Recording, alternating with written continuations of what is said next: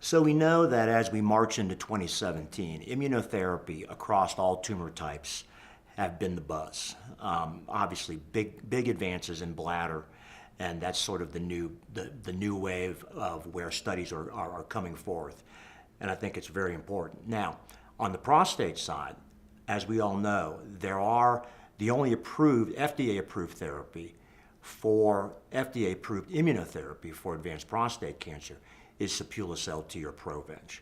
We know that there are a number of other agents, another vaccine called Prosvac that's also being studied. They completed a phase 3 trial, which I think they're going to be reporting out sometime over the next year. There are a number of other agents that they've looked at, some of the checkpoint inhibitors, mostly ipilimumab, which is basically a CTLA-4 checkpoint inhibitor.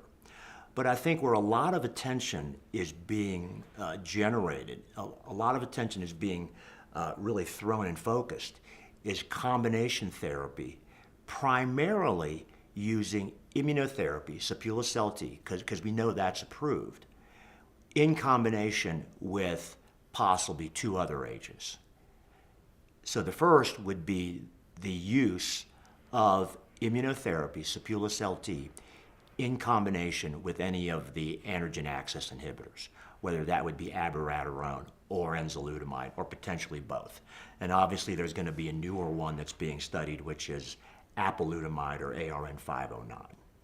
So again, the theory there is that we use Sipuleucel-T or Provenge very early.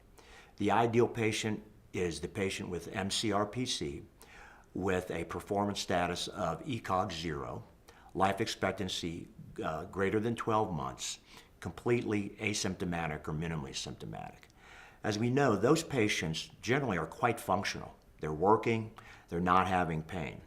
So the NCCN guidelines recommends that Sipuleucel-T be given to those patients very early. We know that there is data using the quartile data with immunotherapy that lower PSAs, especially less than 20, have a better survival benefit because there's less volume of disease. Now, the question that bothers a lot of urologists, for those of us that treat a lot of these patients, we know that the androgen receptor is still very active and that Sipuleucel-T is not attacking the androgen receptor. So the question is, would you go ahead and start some of the other agents, specifically abiraterone or enzalutamide, in combination with Sipuleucel-T at the same time? So we know there have been some limited trials looking at that, but I think that's going to be a question that's going to have to be answered. There's pros and cons, and I think it's a huge discussion. But the other combination that really I think is very attractive is the use of Sipuleucel-T in combination with radium-223. So radium-223 is an alpha emitter radiopharmaceutical. It's been approved by the FDA in 2013, again, for patients with metastatic castration-resistant prostate cancer who have bony metastases and limited soft tissue disease. So no visceral metastases, and they could have up to 3 centimeters of nodal disease. So the interesting thing about radium-223, it's a radiopharmaceutical. We've used radiopharmaceuticals in the past. The problem is that the other radiopharmaceuticals in the past were much smaller molecules. They were either beta or gamma emitters, so they had a significant incidence of myelosuppression, and they were used as palliative agents. Radium-223, or Xofigo, which is a Bayer product, has a survival benefit. It's not just a palliative agent. So it has a survival benefit. But once again, it is not manipulating the androgen receptor. But I think why people are really interested in the combination of immunotherapy plus radium is this concept of what the radiation oncologists call the abscopal effect. And the abscopal effect has been recognized in patients that get primary radiation.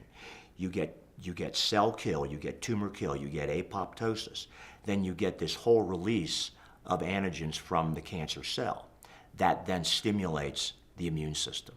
So the combination of using radium as well as boosting your immune system with Sipuleucel-T, I think has a lot of, could potentially be a big benefit, and I know that there are studies potentially looking at that.